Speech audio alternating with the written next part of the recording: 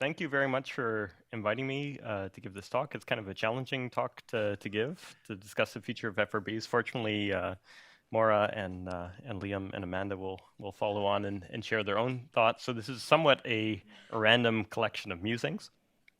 Before I talk about the future, I wanted to reflect very briefly on the past. I mean, FRBs have been around for about 13 years or now, and those who were radio pulsars back in the day around 2007. I mean, well, I think Matthew could comment on this a bit more. I think it's probably been an emotional roller coaster for you, right? Yeah. Oh, you're laughing now. Okay. But yeah, who's laughing now? Well, I was one of these I want to believe people, but there was a time when it was kind of a tinfoil hat kind of industry, and I think it's really rewarding to give a future of the field talk as opposed to, boy, wasn't that a train wreck kind of talk. Um, so looking forward, I think the main reason I think FRBs really have a future. So I mean, the first thing you could ask is, do FRBs have a future, and how long is that future? I think the main reason that FRBs are going to have a very profitable future for probably decades still is really this probes of intervening material application. So just like pulsars, I mean, we're still struggling to really understand how they shine. I think as a number of people have emphasized, especially Brian was talking about this yesterday, using them as tools to study other things is going to be the long-term reason why this field remains viable. I mean, related to this is also the fact that FRBs are really quite prolific. So we're seeing potentially, if we have more sensitive telescopes, we're going to be seeing one every 10 seconds or so. And this, of course, means that we need to, in the future, one of the messages I want to give is really grow our community. This is a pretty tight-knit group of people in this room right now, but if we're talking about localizing tens of thousands of FRBs per year, we're going to have to grow as a community, or we're going to have to roll up our sleeves. And I think this is obvious to observers in the room, but I want to, for everyone's sake, I want to emphasize this. We're really just scratching the surface here. So for a long time, we've been doing observations with pretty similar types of radio telescopes for the last few decades or so, and a radio telescope typically has a field of view of a fraction of a square degree or so, at least for a sensitive radio telescope. And Parkes, a telescope that in many ways was innovative because of the multi-pixel feed array that it had in its focus, was able to go a little bit farther in field of view compared to previous radio telescopes, and started finding, the first 10, 20 FRBs or so.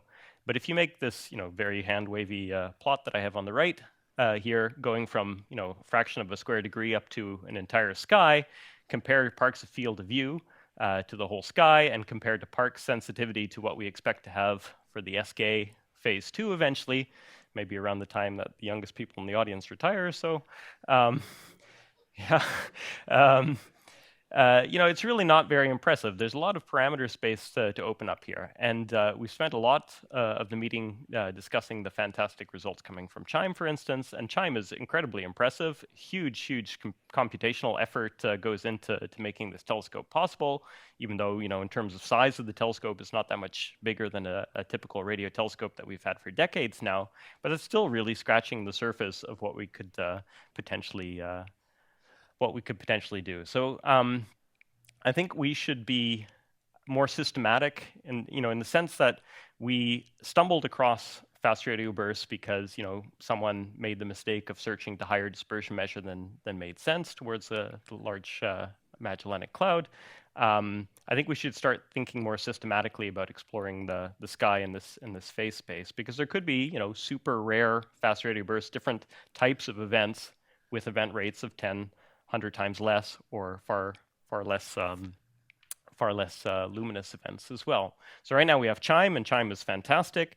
We probably shouldn't call it GONG, but in the future we need to have something like GONG, which will be a much more powerful CHIME in the sense that it'll be able to, with the same sensitivity or a factor of 10 or 100 times more, be able to observe the whole sky all the time. And really, I should emphasize again that the cadence of CHIME, the fact that it's on sky all the time, is one of the reasons it's so transformational.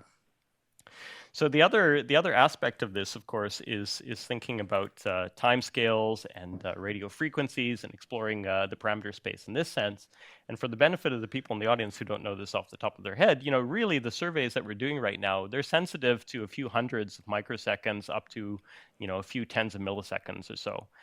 Shorter time scales were not sensitive because of the channelization that we use for de-dispersion, or because we're limited by scattering. Longer time scales, wiggles in the baseline of the data and radio frequency interference really make us highly insensitive to longer duration events. So we're really sampling just a very narrow range of phase space here. And this is also true for radio frequencies. Because pulsars are well observed at about 1.4 gigahertz, this has to do with their spectra compared to the background sky temperature. They're well observed at 1.4 gigahertz. That's one of the reasons why we've observed fast radio bursts at 1.4 gigahertz. It's where we're comfortable observing. There's no reason there isn't something more interesting at higher or lower radio frequencies. So again, we stumbled onto FRBs. We have to think more systematically about how we cast a wider net to find new things. And I think that's going to be important for the field to remain exciting in the coming decades, is to think outside the box a bit. So we need to be developing systems that are capable of providing at least an equally large field of view, so tens of square degrees ideally, but at much higher frequencies. So we can look for super fast radio bursts, or SFRBs, as I put here. None of these terms should be should catch hold and be used by the community. I'm not suggesting that. And at the same time, we should also be pushing down with imaging surveys to higher time resolution. So typically visibilities from a radio telescope are dumped at 1 second time resolution or so. Most of the time, people don't actually even search that data, certainly not with de-dispersion, to look for transients. So there could be many things out there that are on timescales of hundreds of milliseconds or a few seconds, and we've been missing them so far. So we should also be looking for not so fast radio bursts as well. And and to give an example of that, the current generation of imaging surveys, and I'll take as one example what we're doing with LOFAR. I mean, these are going orders of magnitude deeper in sensitivity, and they're going orders of magnitude larger in field of view, and they provide polarimetric data as well. So we can isolate interesting compact objects that are highly polarized, and we can find interesting sources at this position. Now, this isn't a one-off radio burst that I'm showing here, but what's shown on the left-hand side, this is a map of the radio sky where the contours are the brightness and total intensity, but then the color is showing you the rotation measure. And in this field, you can pick out that one of these sources, a point source, is somewhat special compared to the other ones because it has high polarization fraction and a specific rotation measure, so it pops out. And you see this with this blind imaging survey with LOFAR. This is not a particularly bright source. At typical observing frequencies for a pulsar of 1.4 gigahertz, it would be maybe 10 microjanskis or so, so a very weak source. But then you turn up the time resolution, and bam, a pulsar pops out, no problem. We need to start doing this on second timescales and sub-second timescales as well. So one of the other ideas that I have for the future is the fact that we need to be following up, hundreds, if not thousands, of chime sources and sources from other telescopes as well. We need to start running some of the interferometric arrays that we have. VLA is an example. LOFAR is also an example in fly's eye mode, which is a technical term just meaning take all of the different elements of the array and point them in different directions instead of pointing them in the same directions. This has been done, for instance, with ASCAP to find their first sample of 20 fast radio bursts. And that gives a huge amount of on-sky time to look at a bunch of different sources and see which ones are more active and which ones are not. So LOFAR, for instance, has over 50 different antenna fields spread all across Europe. They can be pointed in different directions, and we can be looking at 50 different chime sources all at the same time. Now, we've talked a lot about theories, and there's been a lot of discussions about which theories are plausible and which ones are maybe less plausible. Of course, according to the archive, there's more than 50 different types of FRBs, if you just take that at face value. As I've been saying, expanding our parameter space and observing at higher, lower radio frequencies, higher and lower time resolution, I think it would be awfully surprising if we don't find a number of different things. So, as a lot of people like to poke fun at the fact that there's so many different theories. I like to look at it a lot more positively. I think the theory community is incredibly creative, and I think we should really not immediately invoke Occam's razor and say, well, one of these has to be the one theory to rule them all. I think it's quite plausible that many of these theories will turn out to be applicable. And I say this because I went to a very nice workshop about a year or so ago in Israel at the Weizmann Institute on fast radio bursts, hosted by Eran Ofek. And that was the first time I met this character, Andre here. And one of the things that really struck me from that meeting was Andre said, I think you yelled out at some point, radio bursts are cheap. Maybe you don't remember. I remember. You're not reacting, so maybe. Radio bursts are cheap, and I think that the main point that you're trying to make there is energetically it's not that much of a challenge, and what gets me excited about this is the fact that this means that we could have a bunch of mysteries on our hands all at the same time. And Sturl made this point in terms of the sun showing all kinds of different radio bursts, all from the same source. Of course, this is also true for pulsars, and I don't think this has been stressed terribly well, although a number of people in the room know this. But I mean, pulsars already show at least 3 different types of radio emission. We have what we call the canonical polar cap radio emission that is highly regular and is used for pulsar timing. We have giant pulses in the case of the crab, which we think probably come from much further out, outside the light cylinder.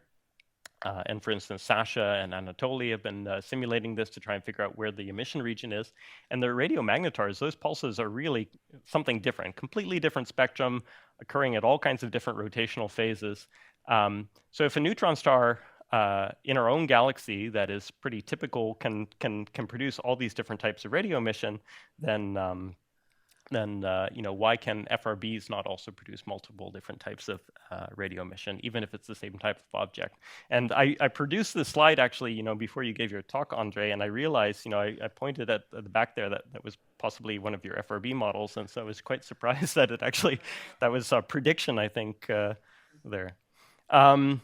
So as I said, neutron stars are prolific radio emitters, and quite often in undergraduate courses or early graduate courses, we always talk about this oversimplistic toy model of a lighthouse model of a rotating beam.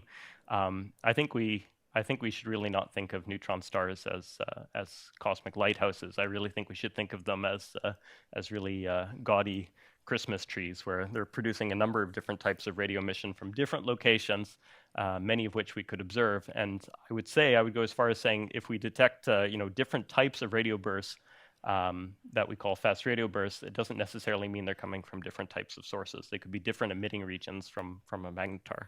And again, the crab really illustrates this quite well, and I don't think anyone has shown this at the conference so far, but this is radio emission from the crab pulsar from very low frequencies up to very high frequencies here. This is a full rotational phase, and what's incredible about the crab is at different rotational phases, different components pop up. They have radically different spectra. They occur at some frequencies, not other frequencies. And even more striking is, if you look at the polarimetric properties of these different components, they're also quite different. So anything you want to see, you can almost find that in the crab. So if a single source can do this, why cannot an FRB do this as well? So radio bursts are cheap. I would say that radio or FRB telescopes are also cheap. So this is a new quote. I think what? So that telescope in the telescope in the back is actually the Dwingelo telescope in the Netherlands. I don't think it was cheap at the time it was built by Jan Oort in the 1960s, but it's a cheap telescope now. It's run by a number of amateur astronomers, radio astronomers. On the scale of the mega facilities that we have for the coming decade, really interesting FRB telescopes can still be built for tens of millions of euros. And I hope Vikram and Greg get their money for DSA 2000. I think they'll be a fantastic instrument, and that's a steal of a deal in terms of the price tag on it. And I hope for instance the Chime outriggers and this idea of chord, an even more elaborate version of that will come to fruition in the coming decade.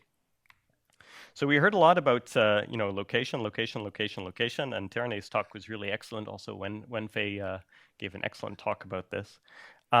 One thing that I want to mention, at least in terms of the future of the next few years or so, is, and I'm a bit biased on this because this is what I'm planning to do for the next few years, is really to focus on VLBI. I think getting locations to host galaxies is obviously very, very important, and that's going to allow us to differentiate between models once we have sufficient statistics there. It's critical, obviously, for using FRBs as probes, but I think localizing within galaxies at the finest possible angular scales is also going to be really important. So Ellie, mentioned, one of the most important things we can do is get localizations to very nearby sources. I wholeheartedly agree with that. I think especially the very low DM CHIME FRBs need to be localized with VLBI precision. The current state of affairs is, a VLBI localization at milli-arcsecond precision is almost a waste of precision because there's no other instrument besides radio interferometry, very long baseline interferometry, that can actually match that. But we're not that far away. The ELT and eventually the TMT in the coming 5 to 10 years or so, they're going to be providing optical images with milli-arcsecond resolution. I think we can really zoom in on specific neighborhoods and identify on the scale of the distance between stars what's going on in the FRB environment. And that's going to be incredibly diagnostic. It's already interesting for this FRB that's at 150 megaparsecs. Imagine what we can do if we have 15 megaparsecs. So again, this is one of the things that I want to work on in the coming few years or so, because I think this is going to be really profitable to follow up these oddball sources, basically taking this huge list of CHIME FRBs, 1,000 or a few thousand sources, and picking out the oddballs, and then zooming in very carefully, going from the kind of baseband localizations that Daniele is getting that are comparable to a few arc minutes or so. This is the moon for comparison, and then zooming in by a factor of about 1 billion in terms of the sky area. Of course, in this case, it was not that critical because there's this arrow on the sky already, so it's pretty obvious where the source was. I don't know who put that there, but well, anyway, hindsight is 2020. Now, on the longer term, though, so I think that's going to be profitable for the next few years or so, but on the longer term, you really just want to discover them and localize them immediately. So I think this game of following up CHIME repeaters and whatnot is not going to be very interesting once CHIME has outriggers, and once, for instance, some of these other interferometers have longer baselines. I mean, ASCAP can already produce a few hundred milli-arcsecond localizations. I would argue that it would be useful to do a factor of 10 or so better than that, at least in the next 5 or 10 years. That's going to be critical. So I hope there are people with enough foresight to try and argue for that on the timescale of the next decade or so. But really, this game of following up repeaters is there's only a window to do that right now. So the other thing, and I think Ryan emphasized this really well, that in the future we just need to get better data on the bursts that we're detecting as well. We are really mired by the fact that a lot of the early detections were just Stokes eye detections. I mean, Emily's paper from 2015 was very novel because finally we had polarimetric data on a burst, and I think that's going to be really, really insightful as well. I mean, the picture is pretty complicated, but it still is quite suspicious that a large fraction of these have very high linear polarization fractions. It's not something you see in pulsars very typically. You see much more diversity in pulsars, so it'll be interesting to see if that pans out. And as Ryan was emphasizing with some of the baseband data that they have from ASCAP, what you can do with baseband data, meaning that you have the raw voltages, so phase and amplitude, is really quite impressive. Resolving the finest scale temporal structures that Roger keeps hammering on about, I agree that it's absolutely critical to figure out what the shortest timescales are. To do that, I think we need to go predominantly to higher frequencies. There's certainly hints that most FRBs become narrower, and I would say intrinsically narrower at higher frequencies, not just because there's less scattering. And there's great examples of this beautiful paper that Wael Farah wrote on Utmost data. My student Kenzie captured this nice burst from R3, the CHIME repeater that's now localized. And you can see substructure there that's only a few tens of microseconds wide or so. And again, this also provides full polarization. Because really, with this baseband data, we can really take advantage of the fact that FRBs in some ways are a much richer phenomena than GRBs, in the sense that we can measure all of these propagation effects that Jim was talking about and Brian talked about yesterday, and we can exploit them, not just to understand the central engine, but also to do this game of using them as tools to study other things. So I wanted to, while I have the stage, briefly, emphasize again that I think this sad trombone or bebop trombone, what did you call it, Jim? Bebop trumpet. Yeah, I don't know much about jazz, so, but okay. Miles Davis. Okay. I think this is really really crucial insight, and I'm not fully convinced that the theory is explaining this at this point. People have been calling it the sad trombone all meeting, which I had only recently heard that term. If you listen to it, I think it doesn't sound like a sad trombone though. So I'm going to play this briefly.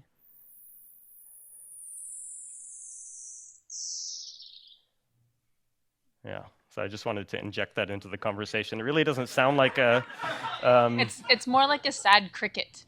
Yeah, it sounds. Yeah, this one way to interpret it sounds more like a light sail than a sad trombone as well. And the one other thing I wanted to mention is actually if you play this backwards, it says Paul is dead, which I think is pretty informative in terms of models as well. Okay. Oh, oops. I didn't mean to play it again.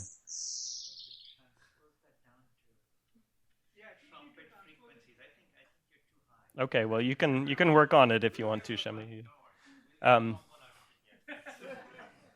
So one of the things that I'm really looking forward to is trying to identify observational subpopulations. I did argue that a single object very plausibly can produce a number of radio bursts of different with different properties from the same object, just by having different emission regions, different physical processes that produce bursts with characteristic different emission patterns, let's say. But again, with the baseband data, we're going to do a much better job of characterizing all of the rich observables that you can measure from FRBs. Emily has actually a very nice slide that she gives sometimes when she gives review talks. There's probably at least 20 or 25 different observables that we can measure if we have baseband data, including polarization, periodicity, width, spectrum, repetition rate, luminosity, all of these things.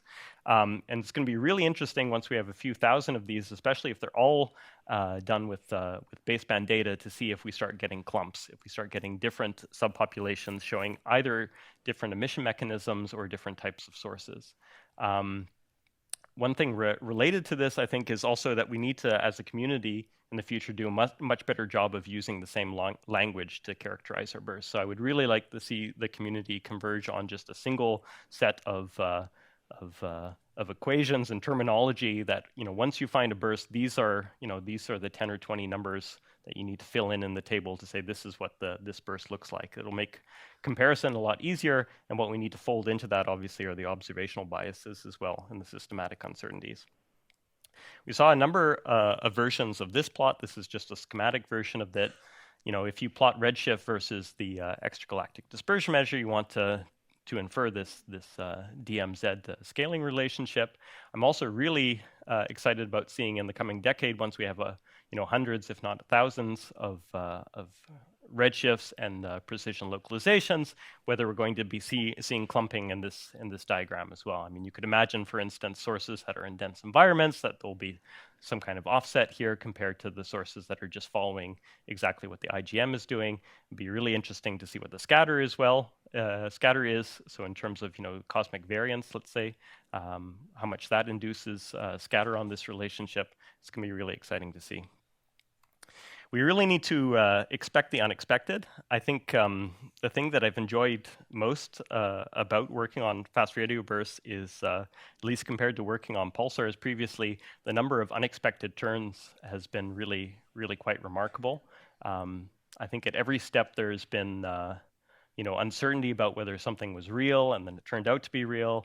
It was not predicted. And to give one personal example, when I first saw the sad trombone effect, my first assumption was that, oh well, we're using the data recorder at Arecibo in a way we haven't used it before. We're going to very high dispersion measure. This must be an instrumental artifact. So it's really quite rewarding for observers to work in a field where they're seeing things they've never seen before and then questioning it because it's just so atypical.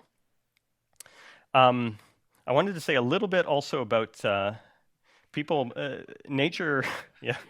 Well, I don't want to say anything about nature, but nature versus nurture was brought up a number of times in the context of theory.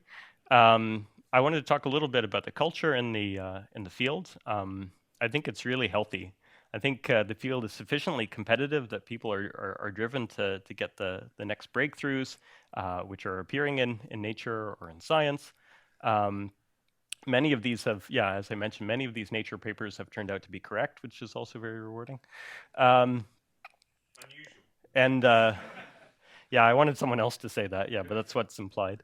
So I feel like the competition in the field is really healthy in these early gold rush days. But in the future, looking down the road 5-10 years or so, to actually answer some of the questions we need to answer and really to realize what we need to realize as a field, it's going to depend more and more on coordination and collaboration. We have limited observing resources. We have basically unlimited number of sources that we need to study and characterize. And I think this is only going to work in a collaborated, coordinated way. And it's also really rewarding, especially I think you've done a great job, Brian, of selecting people for this meeting, in the sense that we also have a lot of really young people who are going to carry the torch in the next decade or so. This is the far side for people who are old enough to remember the far side. But part of this is also I think we need better forums for communication. And I think Ido has brought this up at a few FRB meetings so far. We don't really have proper rapid dissemination of our results yet. Certainly, the GCNs are a good example. I think Chime is working on a web page to provide pre-publication information. It's going to be really critical for making progress at an accelerated rate and for thinking about how we should optimize our observing programs. I don't want to say too much about the FRB cap because Emily is going to explain what the future developments are going to be. But this is, some version of this, some central repository of information, especially if it is unbiased, corrected for observational biases, is going to remain critical for both observers and for theorists. And the last couple of points I wanted to make. One is so if you Google fast radio bursts, you come across all kinds of interesting things. There's a band called the Lorimer burst. I'm not sure if Dunk is in the band or if he's just a roadie or something like that. They have one album called Dispersion Measure. This one is called I can't remember what this one is called, but they're progressive instrumental rock. It sounds terrible, actually. But,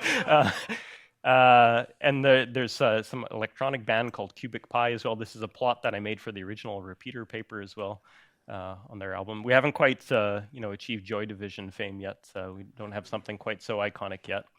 But one of the things that I think about quite often actually is, the world has some pretty existential challenges in the coming time, and I do worry a little bit about how disconnected we are, despite the fact the FRB field is very interesting, and I think the questions are really fascinating. I do worry a little bit about how to connect that with what's actually happening on the Earth as well. So to summarize and to finish nicely on time. Why do I think that FRBs have a future? And I'm not trying to predict the future. I think that's always dangerous. But I think there are many reasons to think that we're not going to run out of gas anytime soon. The main reasons are this high event rate and the fact that radio, really unlike, for instance, gamma ray bursts, is just so rich. The spectrotemporal polarimetric aspects of the bursts are really fascinating. Hopefully it doesn't end up in the regime where the data is too complicated and too good and too hard to explain. But at the very least, the propagation effects again and FRBs as tools is going to be really powerful. The other reason is that radio provides a really exceptional localization precision through very long baseline interferometry, and I think that's going to potentially allow us to figure out at a faster rate what FRBs are compared to other types of new phenomena. And again, I really want to emphasize we've really just scratched the surface. So I'd be awfully surprised if 5 or 10 years from now we were still working on FRBs. We'll probably be calling them classical FRBs or something by that point. And again, radio bursts are cheap. That's why I think expanding the parameter space is going to find new things. And fortunately, our instruments are cheap as well. Okay, thank you very much.